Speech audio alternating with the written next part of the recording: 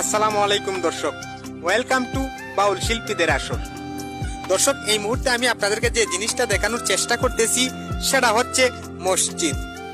আমাদের মিরপুর বাজার গরুর বাজারের যে মসজিদ, এই মসজিদটা আমি আপনাদেরকে দেখানোর চেষ্টা করতেছি। দেখেন এই মসজিদটি কত সুন্দর, খুব সুন্দর করে মসজিদটি বানাইছে, কিন্তু বিষয়টা হচ্ছে কি, আসলে যেমন আনসেটিং লাগে।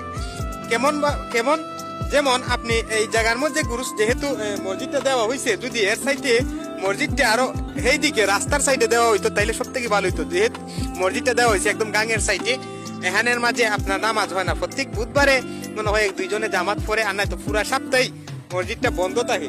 তার সাইডে বরং ভালো হইতো সব থেকে বেশি, যদি এই জায়গা থেকে মসজিদটা সরাইয়া একটু রাস্তার সাইডে না দেওয়া হইতো তাহলে সব থেকে বেশি ভালো হইতো, মানুষ নামাজ আদায় করতে পারতো। কিন্তু এখানের মাঝে নোংরা, মানুষে চতুর্দিকে নোংরা হইরা রাখি দেয় এই মসজিদ।